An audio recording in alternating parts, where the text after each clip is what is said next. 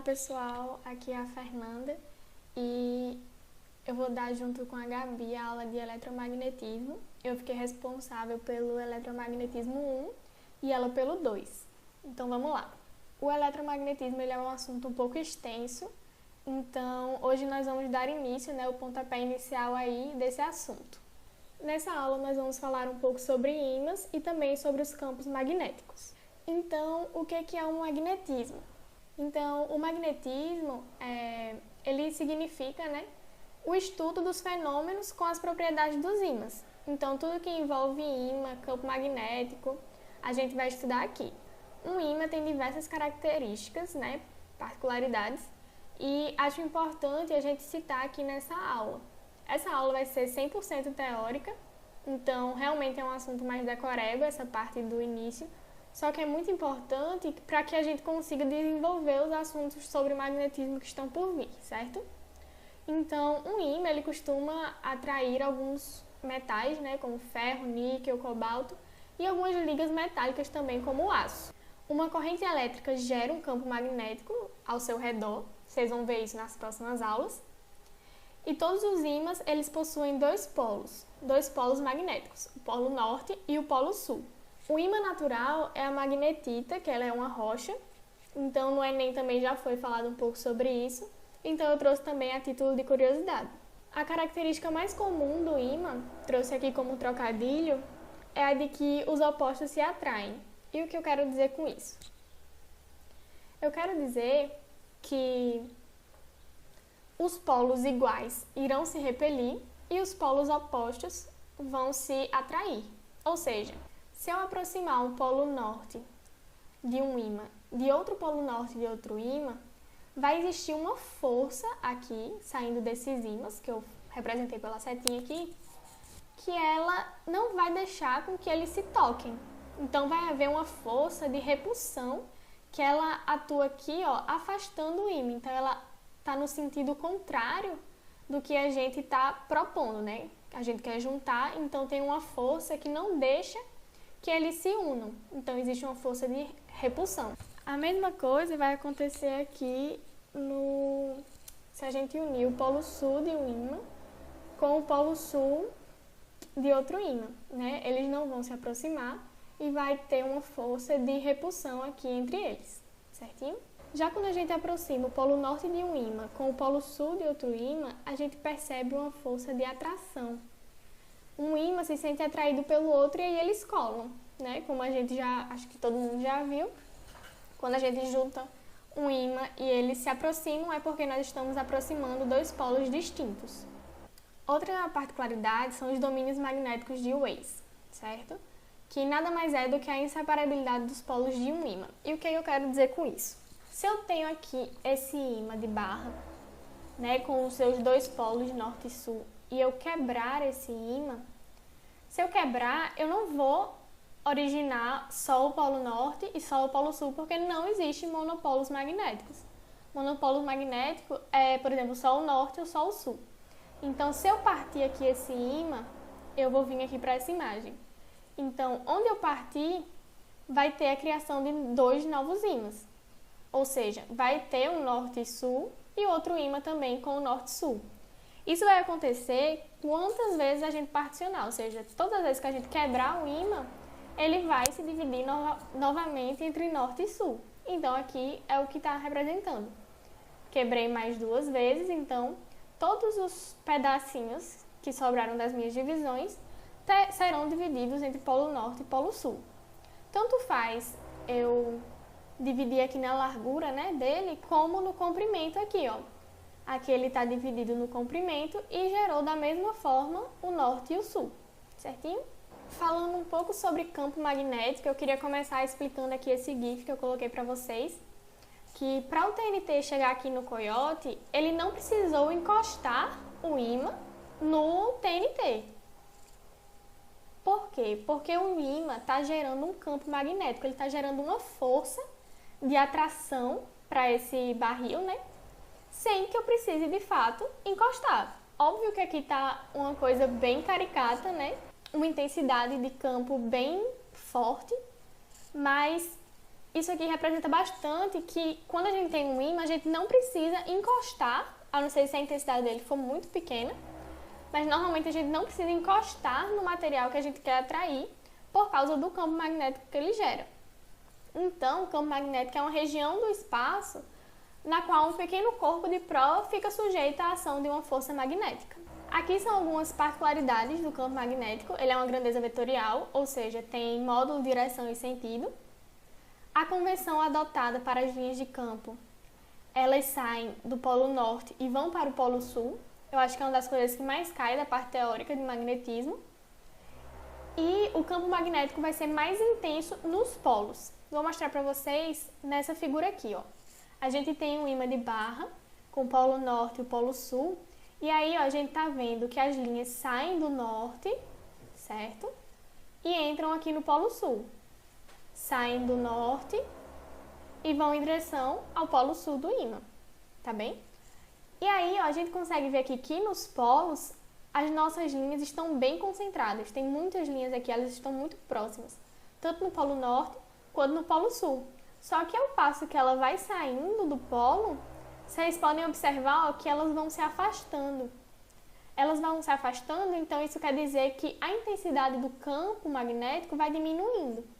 Então, quanto mais perto as minhas linhas de campo estão, quanto mais densas elas estão, mais intenso vai ser o meu campo magnético. Uma coisa importantíssima a se dizer é acerca do campo magnético da Terra. Os polos magnéticos não condizem com os polos geográficos. E o que eu quero dizer com isso? Nessa imagem aqui, a gente percebe que as linhas de campo saem do polo norte magnético e vão para o polo sul magnético, certo? Então aqui, quando eu estou nessa imagem, se o meu polo sul, né, polo sul geográfico, tem as linhas saindo dele para o norte geográfico, então quer dizer que aqui, no nosso sul geográfico, tem um norte magnético. Por quê? Porque as linhas de campo estão saindo dele.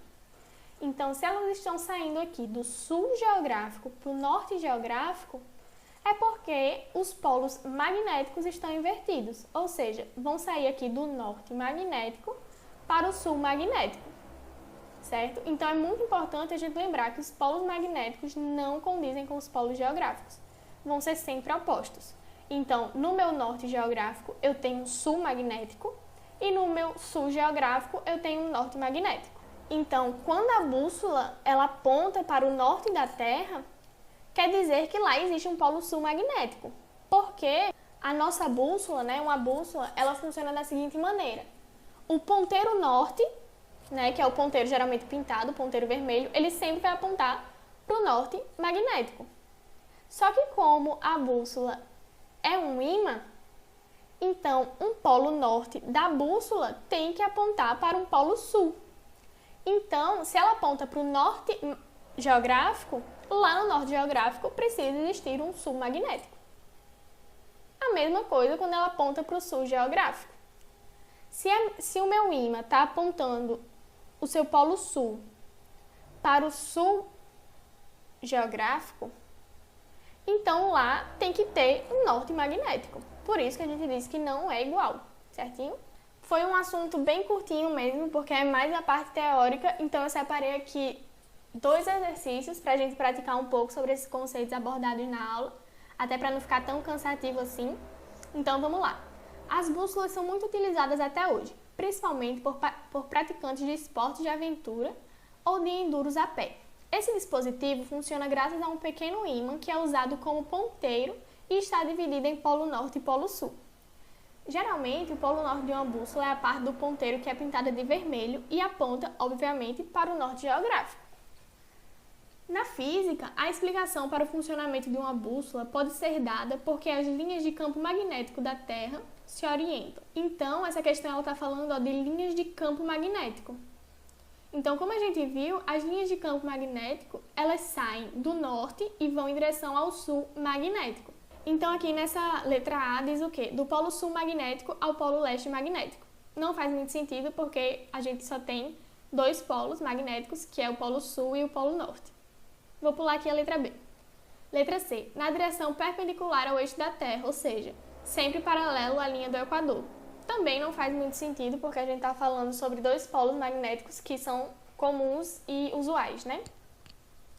A letra D também não vai fazer muito sentido, na direção oblíqua ao eixo da Terra, ou seja, oblíqua à linha do Equador.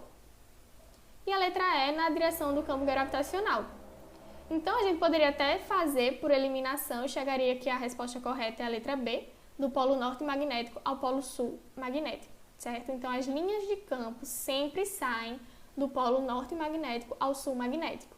Outra coisa que poderia estar correta aqui é que saem do polo sul geográfico para o polo norte geográfico, certinho? Então, resposta correta, letra B, do polo norte magnético ao polo sul magnético. Para finalizar a nossa aula, trouxe aqui esse exercício 2 e ele diz o seguinte: os ímãs têm larga aplicação em nosso cotidiano, tanto com finalidades práticas, como em alto-falantes e microfones, ou como meramente decorativas.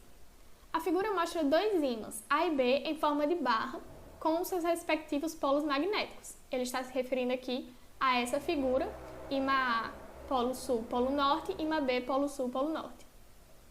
Analise as seguintes afirmações sobre ímãs e suas propriedades magnéticas. Se quebrarmos os dois ímãs ao meio, obteremos 4 pedaços de material sem propriedades magnéticas, pois teremos separado os polos norte e sul um do outro. Essa questão é totalmente falsa, né? Porque quando a gente quebra o ímã, a gente não perde as propriedades magnéticas. Se a gente parte, né, o ímã não se perde as propriedades magnéticas. E nós também não vamos ter separado o polo sul do polo norte, né? Porque não existe monopolo magnético. A e B podem tanto atrair-se como repelir-se, dependendo da posição em que colocamos um em relação ao outro. Isso está correto, porque se a gente coloca aqui posição norte com posição sul, eles vão atrair. Se a gente coloca norte com norte, repele. Se a gente coloca sul com sul, repele também, porque os opostos se atraem, certinho? Se aproximarmos de um dos dois ímãs, uma pequena esfera de ferro, ela será atraída por um dos polos desse ímã, mas será repelida pelo outro. Isso é falso porque nós não estamos aproximando um ímã de outro ímã. Nós estamos aproximando um pedaço de metal, uma esferinha de metal. Então, ímãs atraem metais e não repelem. Logo, falsa também, deixando como correta apenas a segunda informação. A e B podem tanto atrair-se como repelir-se, dependendo da posição em que colocamos um em relação ao outro, deixando como correta a opção letra B, 2 apenas. Na aula de hoje é isso. Muito obrigada pela atenção. Fiquem em casa e se cuidem. E qualquer coisa, entre em contato com a gente. Fiz essa aula bem rapidinho, né? Já que só são conceitos, para dinamizar e para vocês verem que não é tão difícil assim, certinho? Até a próxima! Olá pessoal, sejam muito bem-vindos a mais uma aula de Física. Meu nome é Gabriela Azevedo e hoje eu vou dar continuidade ao assunto de eletromagnetismo iniciado pela Petiana Fernanda na aula passada. Na aula anterior, vocês aprenderam o que seria um campo magnético. Nessa aula, vocês aprenderão sobre o campo magnético gerado pela corrente elétrica, o que são materiais ferromagnéticos, paramagnéticos e diamagnéticos, e como é dada a força sobre cargas quando essas estão submetidas a um campo magnético externo. Outra coisa importante para a gente colocar na nossa cabeça hoje são essas duas representações vetoriais. Elas são importantes porque não conseguiremos representar tudo desse assunto no plano XY, então teremos que utilizar uma terceira dimensão. Quando você observar esse círculo com um X no meio, você imaginará um vetor entrando no papel, ou nesse caso na tela.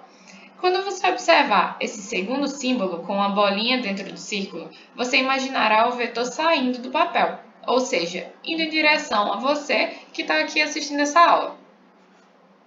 E a primeira pergunta que eu gostaria de fazer nessa aula é: você sabia que existe uma relação entre a eletricidade e o magnetismo?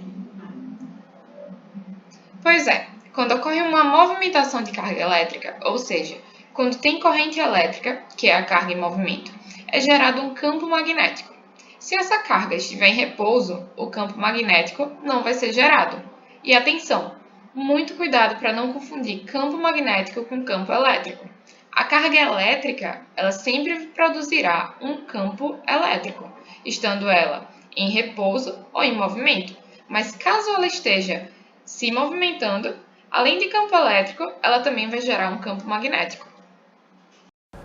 Agora a gente vai aprender como utilizar a regra da mão direita. Essa regra ela serve para nos orientar, para que a gente saiba o sentido do campo magnético. O nosso dedo polegar ele vai indicar o sentido da corrente. Nesse caso, ela está para cima, então dedo para cima. Os demais dedos vão mostrar qual está sendo o sentido do campo magnético. Então, se nosso dedo está para cima, a gente fecha os nossos outros dedos e aí esse é justamente o sentido que está o campo magnético. Por exemplo, vamos imaginar esse lápis como sendo um fio e vamos imaginar que a corrente elétrica ela está vindo daqui da borracha até a ponta, nesse sentido. Então, a gente coloca o nosso polegar, nosso dedão, no sentido em que a corrente ela está andando, ou seja, para cima, e o campo magnético ele vai ser orientado por esses dedos daqui. Então, a gente coloca ele para cima e é como se a gente fosse fechar a nossa mão no lápis. Então, a gente sabe que o nosso campo magnético ele está vindo nesse sentido aqui, que a gente faz isso daqui. Caso o fio ele tivesse o contrário, e nesse caso a corrente elétrica ela tivesse de baixo para cima, a gente teria que colocar a nossa mão dessa forma daqui, no sentido da corrente elétrica. E a gente fecharia a nossa mão assim. Então, nesse caso, o campo magnético ele estaria girando nesse sentido daqui. Voltando aqui para essa imagem, vamos agora interpretar a representação vetorial que existe nessa imagem. Desse lado aqui, do seu lado direito que está assistindo, você pode perceber que tem o símbolo do círculo com a bolinha dentro. A gente viu que isso significaria que o vetor está entrando na tela. E como você pode perceber aqui pela imagem, realmente, quando a gente está do lado direito, o campo magnético está vindo para cá. Nesse caso, ele está entrando. Quando a gente vem para o lado esquerdo, a gente tem esse símbolo daqui do círculo com um xizinho no meio. Ou seja, o vetor está saindo da tela, está indo aí na sua direção. Ou seja, quando ele vem para o lado direito, ele entra. Quando vem do lado esquerdo, ele está saindo. E aí ele está contornando aqui esse fio. Agora vamos entender como é calculada a intensidade do campo magnético em determinado ponto. A fórmula é essa daí que eu coloquei no slide. B é igual a μ vezes I sobre 2πr. E o que quer dizer cada coisa dessas? O B é justamente a intensidade do campo magnético que a gente quer calcular. O μ é a permeabilidade magnética e ele vai variar de acordo com o ambiente que a gente está considerando. Geralmente, esse ambiente vai ser o vácuo. O I é a corrente elétrica e o R vai ser a distância do centro do fio, ou seja, vai ser a distância do ponto que a gente está querendo calcular até o centro do fio. Caso nosso fio seja dobrado, teremos uma espira circular. E aí dá para a gente fazer da mesma forma que a gente fez com o fio para analisar em qual sentido está o campo magnético. Imagine nessa primeira figura que a corrente está vindo aí da esquerda para a direita. Se a gente tivesse um círculo e a gente colocasse o nosso dedo polegar virado nesse sentido da corrente e a gente movimentasse, ou seja, se a gente envolvesse esse círculo com os nossos outros dedos, a gente teria um campo magnético vindo para cima, ou seja, entrando de baixo para cima. Nessa segunda imagem, a gente tem a corrente indo no lado oposto, ou seja, da direita para a esquerda. Imagine que você tem um círculo na sua mão e você coloca o seu dedo polegar, na direção dessa corrente. Se você perceber, quando você envolver o círculo com seus outros dedos, você vai estar entrando novamente no círculo, mas dessa vez de cima para baixo. Ou seja, o campo magnético, nesse caso, ele vai estar orientado para baixo. Para o cálculo da intensidade de campo magnético no centro da espira, a gente vai utilizar essa formulinha daí, onde B é igual a μ vezes I sobre 2R. E o que é cada coisa dessas? O B continua sendo a intensidade do campo magnético. O μ continua sendo a permeabilidade magnética. O I, a corrente elétrica, e, nesse caso, o R, como a gente quer calcular no centro da espira, o R ele vai ser o raio da espira. Agora vamos falar sobre o solenoide. Se você olhar aí para essa imagem, o solenoide ele pode ser imaginado como várias espiras, ou seja, é como se o nosso fio ele fosse enrolado várias vezes. O solenoide ele possui um campo magnético uniforme em seu interior, e as linhas de campo entram pelo polo sul e saem pelo polo norte, como você pode observar também nessa imagem. A intensidade do campo elétrico no interior do solenoide pode ser calculada por essa fórmula daí, onde o B é igual a μ vezes I vezes N sobre L. O B é a intensidade do campo magnético, o μ é a permeabilidade magnética, o I a corrente elétrica e os dois diferentes aí dessa fórmula, o N e o L, sendo o N o número de voltas do solenoide e o L o comprimento do solenoide. Agora vamos falar sobre o ferromagnetismo, o paramagnetismo e o diamagnetismo. Antes de falar sobre cada um deles, a gente precisa entender o conceito de domínio magnético. Se a gente imaginar uma barra de ferro, por exemplo, um domínio magnético nessa barra pode ser representado por uma região nela, em que os átomos daquela região estão com seus campos magnéticos alinhados, gerando um campo magnético resultante. No entanto, como eu coloquei aí nessa observação, essas regiões de domínio magnético são microscópicas. Sendo assim, como a gente tem várias regiões de domínios magnéticos, o campo resultante termina sendo nulo. No caso de um ímã permanente, todos os seus domínios estão perfeitamente alinhados.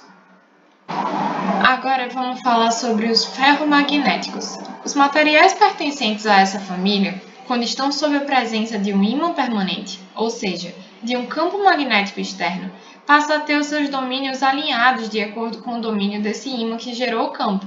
Sendo assim, o corpo será fortemente atraído pelo ímã. A gente pode perceber esse ímã aí na imagem, onde a setinha abaixo dele representa o sentido do domínio magnético. Como você pode observar, a seta que representa o domínio do material ferromagnético está alinhada no mesmo sentido que ela. Como a ponta da seta representa o norte, a gente pode perceber que o início de uma seta está apontando para o final da outra, ou seja, o norte está perto do sul, então vai haver uma forte atração. Já nos paramagnéticos, quando materiais dessa família estão sob a presença de um campo magnético externo, eles vão ter o seu domínio levemente alinhado ao do ímã que está gerando o campo. Como eles não estarão perfeitamente alinhados, a atração dessa vez será bem leve, chegando a ser imperceptível. Por último, temos os diamagnéticos. Dessa vez, ocorrerá um leve alinhamento, porém, no sentido oposto ao do ímã. Sendo assim, haverá uma leve repulsão que provavelmente também passará despercebida. Agora, nós aprenderemos a calcular o valor da força magnética sobre cargas. Lembre-se que uma partícula carregada, quando está em movimento, gera um campo magnético, ou seja, se essa partícula está se movimentando e está dentro de um campo magnético externo, haverá uma interação entre esses dois campos, gerando essa força sobre a carga. A fórmula para calcular essa força é essa daí que você está vendo. F é igual ao módulo de Q vezes B vezes V vezes o seno de θ. Como eu botei aí na observação, se o θ for igual a 0 graus ou a 180 graus, a força ela vai ser nula, porque o seno de 0 e o seno de 180 é zero, então vai zerar essa força. No entanto, se o θ for igual a 90 graus, vai ser o maior valor de seno que a gente tem, o 1, ou seja, a força vai ser máxima. Voltando aí para a fórmula, vamos ver o significado de cada uma dessas coisas. O F é a força magnética que está sendo calculada. O Q é a carga elétrica. O V é a velocidade da partícula. A gente viu que essa partícula estaria se movimentando. O B é a intensidade do campo magnético externo. E o θ é o ângulo entre V e B. Agora, nós aprenderemos mais duas regras utilizando a mão, só que dessa vez vai ser para que a gente consiga determinar a direção e o sentido da força magnética que a gente acabou de aprender a calcular. A primeira regra é a regra da mão esquerda. Tome cuidado para utilizar a mão correta, ou seja, na regra da mão direita você utiliza a mão direita, na regra da mão esquerda você utiliza a mão esquerda.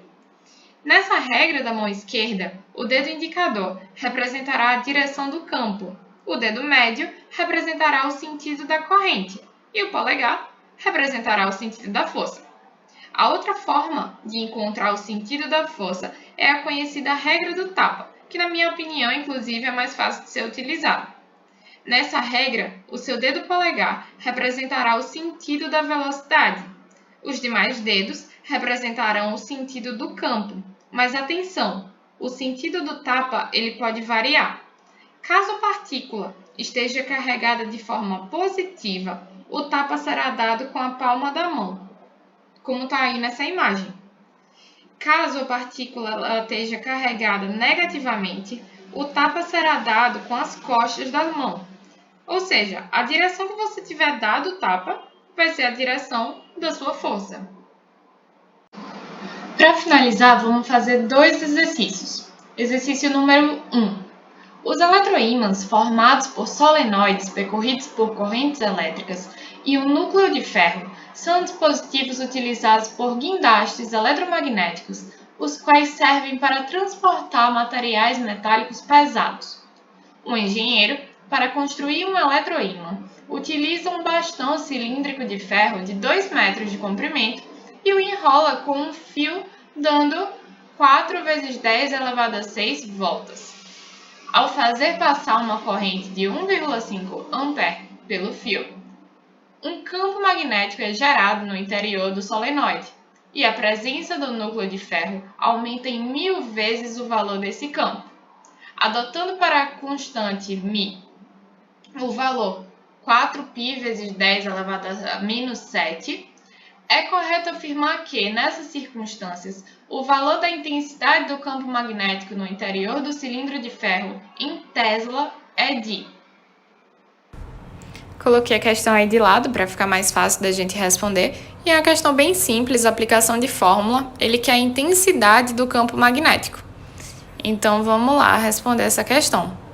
A fórmula do campo magnético, da intensidade dele, é dada por B, é igual ao μ inicial, vezes o N, vezes I, que é a corrente, tudo isso sobre L, que é o comprimento do solenoide.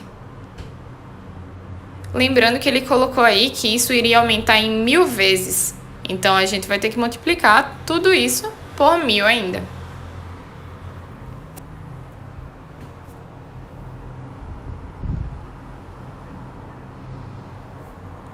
E aí, substituindo os valores, agora a gente tem na questão, foi dado, né, o valor do μ inicial, que seria 4π vezes 10 elevado a menos 7.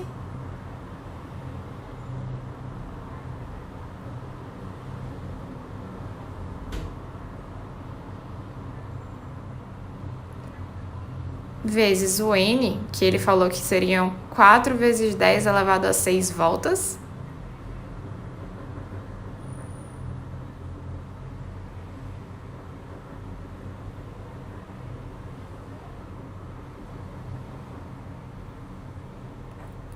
Vezes o I, que é a corrente, ele colocou ali como sendo 1,5 A.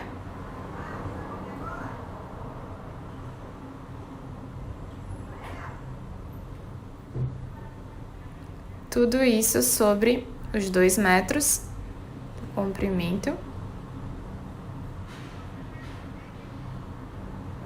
E tudo isso multiplicado por 1000. Vou colocar aqui pequenininho para caber tudo. Certo. E agora é só a gente fazer as contas. Para simplificar, vou colocar aqui o 1000 aqui para frente. Vou colocar ele como 10 elevado a 3. Que aí vai facilitar nas nossas contas com esses 10 que tem.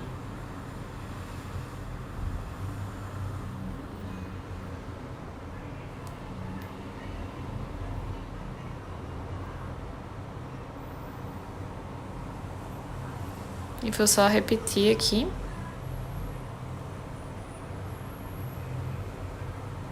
Vezes 1,5. Tudo isso sobre 2.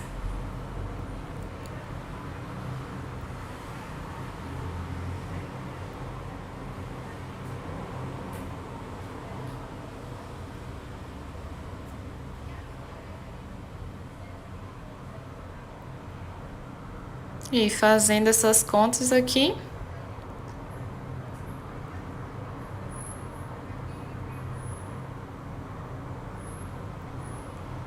(10 elevado a 2, né? Considerando que a gente tem 10 elevado a menos 7 com 10 elevado a 6 dá 10 elevado a menos 1.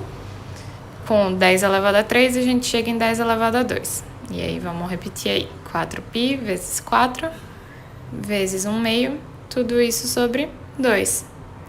E aí a gente chega na nossa resposta, que é 12π vezes 10 elevado a 2, que é a nossa letra B. Agora vamos para a nossa segunda questão, e ela diz o seguinte: suponha que uma carga elétrica de 4 microcoulombs seja lançada em um campo magnético uniforme de 8 Tesla. Sendo de 60 graus o ângulo formado entre V e B, determine a força que atua sobre a carga, supondo que a mesma foi lançada com velocidade igual a 5 vezes 10 elevado a 3 metros por segundo. Mais uma vez, a gente tem aí uma questão que é uma simples aplicação de fórmula mesmo. Vamos lá responder ela. Coloquei mais uma vez a questão aí de lado para facilitar para a gente. E mais uma vez, como eu já falei, é uma questão só de aplicação de fórmula mesmo. Ele está pedindo aí a força magnética que atua sobre a carga. Lembrando que a carga está em movimento, então ela gera um campo magnético e ela está sob a ação de um campo magnético externo também. Então tem uma interação aí entre dois campos e isso que está fazendo com que tenha essa força sobre a carga. E vamos calcular ela então. A fórmula para isso é dada por F, da força que a gente está querendo calcular, é igual ao módulo de Q vezes a velocidade, vezes o B, que é o campo, vezes o seno de θ, que é o ângulo entre V e B que ele deu aí na questão.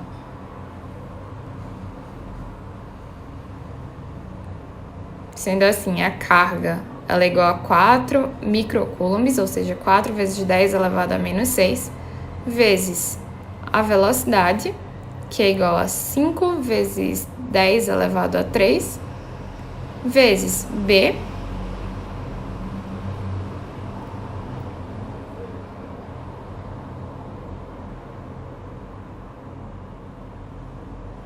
vezes o seno de θ, que é o ângulo aí entre V e B, que ele deu como 60 graus. Então, essa força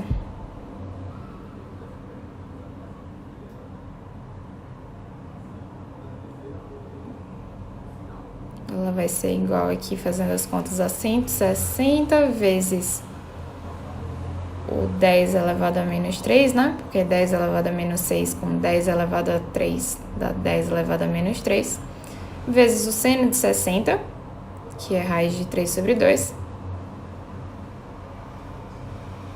E fazendo essas continhas, a gente chega nesse resultado aproximado aí de 1,4 vezes 10 elevado a menos 1 newtons, que tá aí na nossa letra D. Então é isso, gente. Muito obrigada pela atenção. Espero que vocês tenham compreendido o assunto. Caso tenha alguma dúvida, pode procurar a gente no grupo do WhatsApp. E é isto. Até a próxima!